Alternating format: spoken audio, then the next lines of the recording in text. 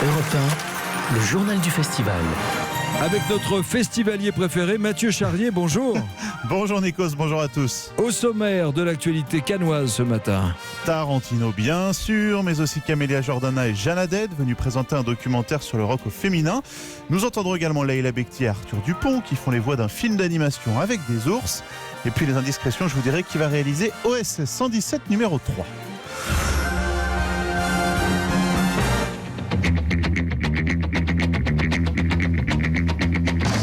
Ils étaient là hier soir sur le tapis rouge. Tarantino, DiCaprio, Brad Pitt.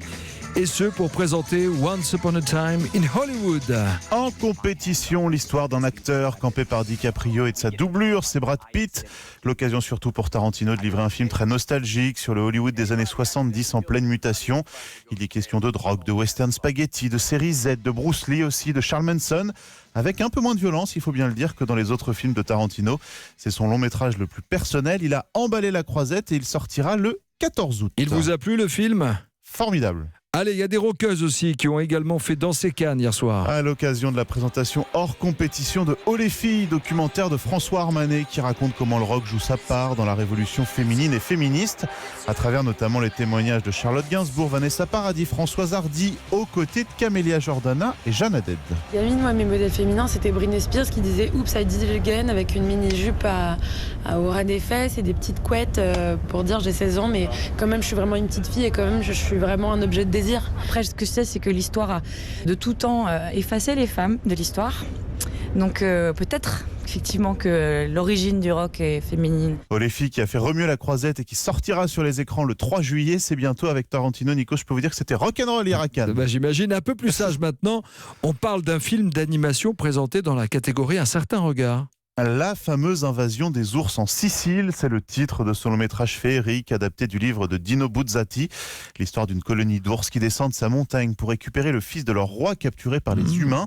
Leila Bekti fait la voix d'une enfant qui s'appelle Almerina, Arthur Dupont d'un ours. C'est Almerina aussi qui grandit. Donc ce qui est assez intéressant, c'est que je devais faire 2 voix pour la même personne. Elle m'a beaucoup touchée. Moi, les essais, je les ai faits sur mon téléphone. On m'a dit, Arthur, il y a des essais pour un film d'animation. Il cherche un petit ourson. Je t'envoie le texte. Donc là, j'ai enregistré chez moi. Je me rappelle, il faisait nuit. Je l'ai envoyé. Et puis voilà, ça s'est concrétisé. La fameuse invasion des ours en Sicile, dans la veine de ces films d'animation, vous savez, qui nous font rêver. Ouais. Ce sont les mêmes producteurs que la magnifique Tortue Rouge.